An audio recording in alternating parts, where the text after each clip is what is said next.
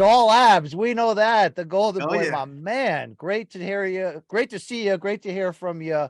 Do you still get pumped up for these type of fight weeks now, years Oh yeah. removed? Oh yeah. What's Oh, the I love difference it. what does it feel like now for you? It literally gets me off the bed at 4:30 in the morning to go take my jog. And it's like me fighting, right? It's like, I don't know, it gets you into the psyche where it's like, maybe if I can do it one more time, Yeah.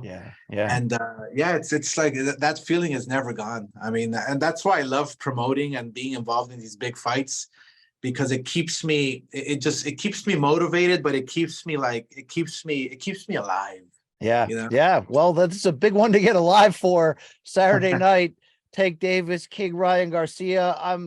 This fight's so unique. How would you describe, if someone asked you, what makes this fight unique compared to the regular pay-per-views that we see across the year? um I mean, this fight has been boiling for a while now, but not too long, right? Because obviously these kids are they probably haven't even hit their peak. They're like at that stage of their careers where, okay, now I can fight anybody, and they decide to fight the very best against each other, and they're undefeated and they're young. So it's almost rare these days in boxing. So, and that's one of the reasons why I had mentioned this is the fight to save boxing. Well, I mean, yeah, this is the fight. This is the fight to grow boxing, basically, because Ryan Garcia, he has a huge following. Ryan Garcia has that following that attracts the female, which is very rare in boxing. Last time it happened was with me, for instance. Sure. And so, with Gervonta Davis, he's like a working man's fighter. He's a tough guy. He's all business, no nonsense, and basically they don't really like each other. There's a grudge match there. So I think with both styles, both being young, undefeated, it's gonna create one of those big mega fights. I love that you say the fight to save boxing or really to grow it. This fight adds to the health of boxing. Would you say that this fight goes against some of the tired cliche stereotypes that people say about, oh, I used to love that sport, but you know? Right. Yeah. No, exactly. I mean, look, boxing is never ever gonna go anywhere. They keep on saying, well, boxing's dying, this, that. Well, it's like if you build it, they will come. It's the field of dreams. You put on one of the best matchups in recent years, and all walks of life are gonna watch this fight. I mean, that's how big it is, and so yeah, it's not the fight to save boxing, but yeah, it's just the fight to remind people, the beauty of the sport. uh Different networks, different promoters. There's a lot that had to get done here to make this deal. Sure. How would you describe the process of getting that deal done for this specific fight? Long, as expected. I think when you have two networks, when you have two different promoters, especially when you're working with someone like Al Heyman, who's very detailed with everything, and you should be, right. But from everything, from getting into the ring to who's going to be announced first, to how many tickets each side gets, the weight clause, the operators, the cable operators, the digital platforms. I mean, it was a lot. I mean, we had to go literally territory by territory to see who's going to get what across the globe. A lot of tedious work, but at one point, yeah, this fight was actually dead in the water. And I remember calling my personal lawyer to reach out to Steven Espinoza, who used to work in the same firm. Steven Espinoza used to be my personal lawyer as well. Right. And so yeah, we revived it. We talked some sense, and we were able to make this fight happen. I mean, how much do you credit the relationship and respect you have for Steven with this being able to get done despite how difficult it was? Yeah, no, I credit Steven a lot. Absolutely. I mean, he really made it happen, basically. You know, I mean, he understands the game, he understands the business. And so, you know, he understands that it's these types of fights that grow boxing, that keep boxing in the limelight, and attracts new fans. All right. When we talk about the actual stipulations, Ryan Garcia, when we talked to him at the press conference, he was up front and saying, I had to take Tank's demands in order to make this, but it meant so much to him. You've been involved in this before, whether it's making an opponent come down or up in weight. The A side has the privilege in that regard, if there is an A side in this fight. So Right. is that still a thing in your eyes, that one of the two alphas has to be technically the A side and they get to still kind of call some of the shots? Well, it was pretty unique in this situation because on one side I had Ryan Garcia open and vocal about making this fight and wanting this fight so bad. And on the other side, I'm like, you know, just I was cringing because, you know, it's like showing your cards in a poker game, right? And so it was really difficult to negotiate. We literally had to give in on everything because Ryan Garcia wanted this fight so bad, and the other side obviously took advantage of that. And you know, but luckily we came to terms. I think the biggest obstacle was the weight issue, the rehydration clause. You know, the amounts of monies if you come over a pound or so. All that was almost a deal breaker. I was urging Ryan Garcia not to do that, not to take it, but like I said, he wanted to buy the fight so bad, and you know, I believe Ryan Garcia is the real reason why this fight is being made. Yeah, I love to, as a fan, you have to love to hear that the Sure. fighter put his own career first. And obviously, look, that's your legacy. I mean, Oscar, how important to your legacy, aside from the gold medal, the multi-division championships, is the fact that you always look to face the best at every time? Yeah. Well, look, that's what I tell every young fighter. When you're ready to face the best, there's no turning back. There's just no turning back. You know, there's a certain type of rush you feel when you're facing the very best. You're gaining respect from the fans. You're gaining respect from your peers. You're setting yourself apart from the rest, because not too many fighters want to fight the very best when they're at their peak, when they're at the top of their game. And so this is why, one of the reasons why I love this fight is because they're fighting while they're undefeated, while they're young, while they're you know, almost at the peak of their career. We haven't seen the best of both guys. I haven't seen the best of Gervonta Davis. I haven't seen the best of Ryan Garcia. That's why this fight is so special, because they're going to bring out the best of each other on Saturday night. Is that necessary to be a great fighter? Do you need to have that gene where like, even more important than the money or the control is the names on my resume? Because you know, you could be in this game for money or fame, Right. but do you have to also be in it for the legacy, for the reputation part of it as well? Well, it's first and foremost. You know, I've always prided myself. I've always prided myself in always putting my legacy first. And I've always told myself right from the beginning, you put your legacy first, the money will come. The money will follow. You're fighting the very best. Well, guess what? You're going to be making the best purses out there. That's just the way it is. And you know, a lot of fighters these days, they try to think about the business and this and that. No, think about your legacy first, and the money will be there. The money will follow. You have to win. You have to prove to yourself that you can go up against the best of the very best.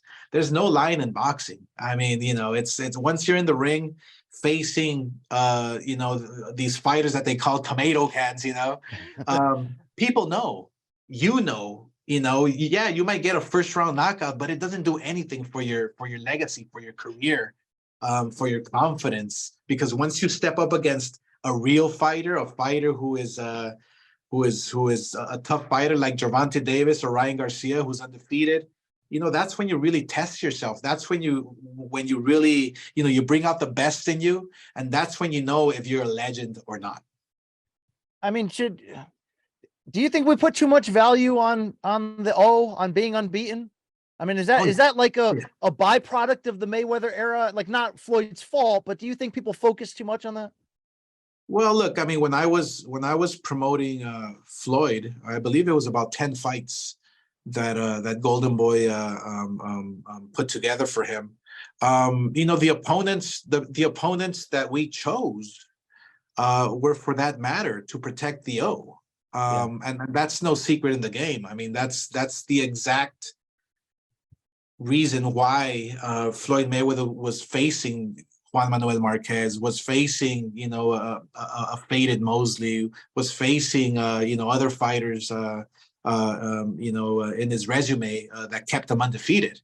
There's no secret in that. But I think a lot of fighters put a lot of emphasis, like you said, into that O, and not losing that O. They're afraid to lose that O.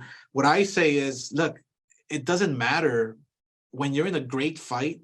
When you give it your all, when you're facing the very best, there is no loser.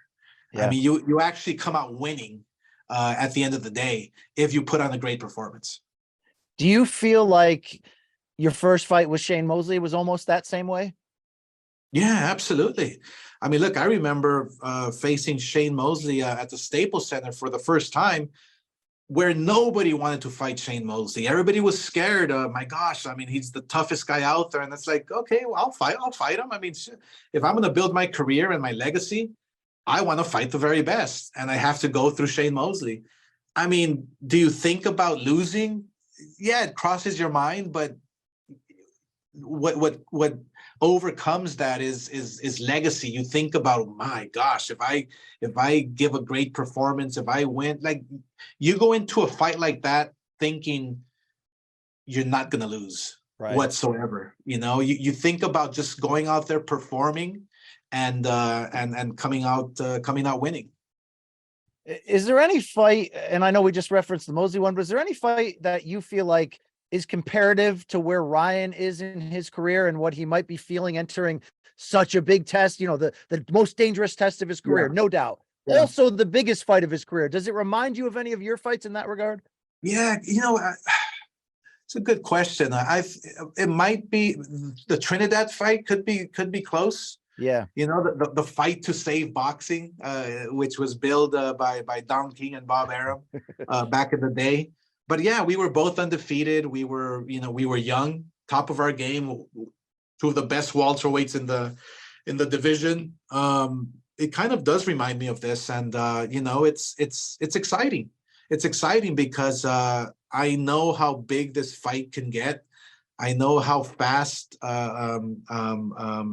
this fight can catch fire on Saturday night, because look, you have the two perfect ingredients inside that one ring on Saturday night, and that's youth. Because I mean, two fighters who are young, two fighters who are undefeated. I mean, it's rare in this sport now. No, this is one of the great fights because there's no overwhelming, undisputed, or unified title at stake. It's just two stars meeting at the right time. So would you agree that if we're talking about the true stakes, not from maybe a business standpoint, which are big, it could be a ripple effect, but in terms of their both legacy, I mean, are we almost fighting here to be the face of boxing? Is that an accurate description in terms of what's at stake for these two? Yeah, I think what's at stake is the next face of boxing, the beginning of the next face of boxing. Obviously, Canelo right now is driving viewerships, is driving the pay-per-views. He's in the driver's seat, and yes, he is at the tail end of his career, at the fourth quarter. If it were a football game, but I feel that in the next couple of years, whether it's Ryan Garcia or Gervonta Davis is going to carry the sport for many years to come. Absolutely. What was it easy that we landed on one network in terms of which one's going to produce it and the other one's going to help distribute it? Was that a big hurdle in this process? it was a big hurdle. It was a big hurdle, and that's where my lawyer made Steven Espinoza understand. Look, if we have two platforms, guess what? We're gonna have more eyeballs. I mean, that's just the bottom line. We were able to. After a lot of going back and forth, and like I said, this fight was dead in the water. We were able to just save it. A big hurdle was, what network is gonna be on the in the driver's seat. But like I said, Steven Espinoza obviously knows what he's doing. He did a phenomenal job in working with our side and making their side understand that you need a dance partner. In order to create that perfect dance, and that's exactly what we have here Saturday night. I mean, it's gonna be it's gonna be one of those unique events where everybody came together, worked together, and made a wonderful fight happen. All right, the close here on Ryan. Was there a turning point where you saw something in him where you were like, I've seen that before, right? I've seen it in me. I've seen it in Canelo. I've seen that. Like we're talking about, forget even the money. It's about reputation. It's about fighting the best. When was the moment that you saw that in him? I think I saw when he got dropped. I think I saw when he got dropped with Luke Campbell. People are talking about, oh, well, Ryan Garcia has no chin. He actually does have a chin. He got hit by a big lightweight in Luke Campbell, who is an Olympic gold medalist, who is no pushover for anybody. And just the way he recuperated, the way he just got back up, and I saw that fire in his eye. It's very rare in boxing. Either you get down, you get dropped and you fold, or you come back up and you fight harder than ever with fire in your eyes. That's exactly what I saw in Ryan in the Luke Campbell fight. I mean, he showed. I've always known he was special, but he showed it that night and passed the test with flying colors. Well, this is a great transition to close with, Oscar, because the Oscar fan in me, if I'm looking for an Oscar round or moment that produced that feeling, it was round 12 against Ike Corte, buddy. I mean, come on now. Regale me with the tale. What are you thinking when round 12 starts?